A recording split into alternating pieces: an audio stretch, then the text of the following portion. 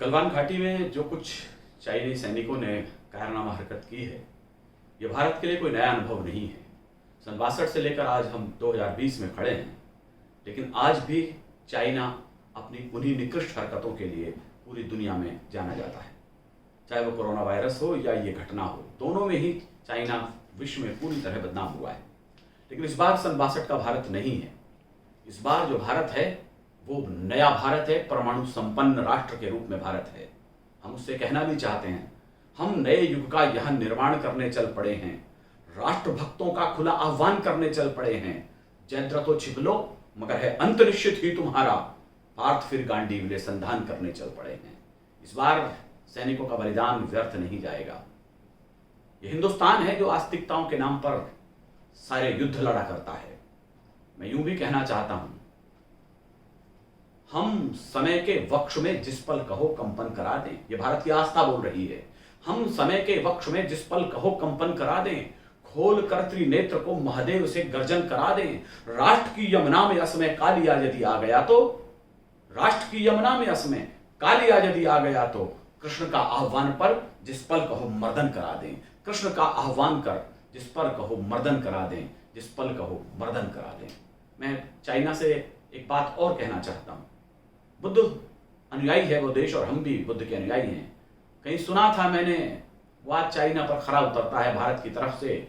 युद्ध के उन्माद में डूबे हुए सब लोग सुन लें, युद्ध के उन्माद में डूबे हुए सब लोग सुन लें। युद्ध भी है, बुद्ध भी है, जिसे चाहें उसे चुन लें। युद्ध भी है, बुद्ध भी है, जिसे चाहें उसे चुन लें। हमने दोनों रास्ते खुले छोड़े हैं। अब ये चाइना को तय करना है कि उसे किस रास्ते से अपना भविष्य तय करना है। भारत यदि बुद्ध का देश है तो युद्ध का भी देश है। इसी ने पार्थ दिया है, इसी ने कृष्ण भी दिए हैं। एक ताजा कविता मैं इन हालातों पर अपनी कह रहा हूं।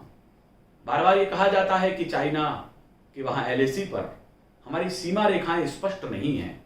हालांकि अपने आप में हैरत का विषय है कि सन 62 से लेकर आज तक ये सीमाएं क्यों नहीं स्पष्ट हो पाई हैं। लेकिन मेरा मानना यह है, हर स्वाभिमानी भारतीय का मानना यह है, सीमा नहीं खिंचा करती हैं कागज बिछी लकीरों से। मैं भारतीय सेना की तरफ से चाइना को भी कहना चाहता हूं और भारत के आकाओं से भी कहना चाहता हूं, सीमा नहीं खिंचा करती है कागज बिछी लकीरों से, ये घटती बढ़ती रहती हैं वीरों की शमशीरों से। ये घटती बढ़ती रहती हैं वीरों की शमशीरों से। एक नई कविता मैं आपसे कह रहा हूं कि सीमाओं पर फिर हलचल है शत्रु के बाहुबल की। ऐसा मुझे लगा तो मैंने कहा है, सीमाओं पर फिर हलचल है शत्रु के बाहुबल की। लाल निगाहें घूर रही है, कोशिश है फिर से चल की। फिर से लाल आंधियां शायद भारत के आकाश चढ़ें, फिर से चीनी सेना के पग भारत मां की ओर बढ़ें। लेकिन ओ भारत के वीरों, मैं पूरे हिंदुस्तान की तरफ से बोल रहा हूं, लेकिन ओ भारत के वीरों, गलती मत दोहरा देना। अमर तिरंगा शंघाई की सीमा तक लहरा देना, अमर तिरंगा शंघाई की सीमा तक लहरा देना। एक बार की गलती से हम वीर जवाहर खो बैठे।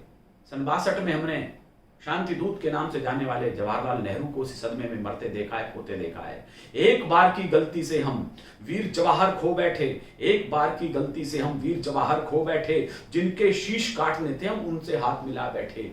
पूरा देश अभी तक घायल है चाऊ की चालों से, जिसने श्वेत कपोत गिराए थे बंदूक की नालों से। ओ भारत के समर लाडलो, ओ भारत के समर लाडलो, गलती मत दोहरा देना। हिमगिरी की चोटी पर चीनी सेना को दफना देना, हिमगिरी की चोटी पर चीनी सेना को दफना देना। हमने किया क्या? हमने श्वेत कपोत उड़ाए दिल्ली से शंघाई तक, हमने कोई कमी नहीं छोड़ी।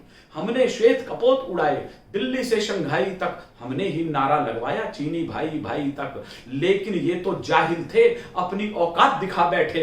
लद्दाखी सीमा में भारत का भूभाग दबा बैठे, लद्दाखी सीमा में भारत का भूभाग जमा बैठे।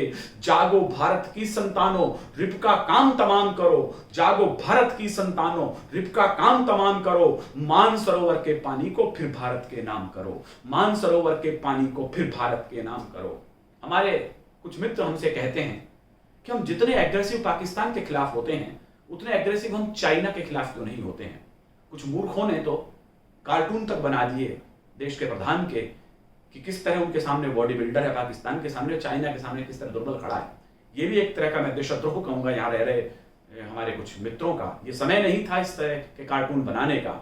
लेकिन हाँ, मैं स्वीकार करता हूं कि सन 62 में हम चाइना से हार गए थे, ये मैं स्वीकार करता हूं। मेरे पुरखे दिनकर ने स्वीकार किया है। उन्होंने कहा था, जब भी देश में विजय श्रीयां प्राप्त होती हैं तो राजनीति उनकी मालाएं लेकर अपना उत्सव मनाती है, लेकिन जब कभी पराजित देश होता है तो उस पराजय को कलम स्वीकार करती है। मेरे बाबा दिनकर ने स्वीकार किया है, मैं भी उसे स्वीकार कर रहा हूं। लेकिन असली वीर रस का कवि वो है जो इस डर को अपने मुल्क से भगा दे। मैं कहना चाहता हूं, हाँ, हम भूल नहीं पाए हैं 62 वाली घातों को। इसमें कहीं कविता जैसा कुछ हो गया हो, इशारे में बोल रहा हूं।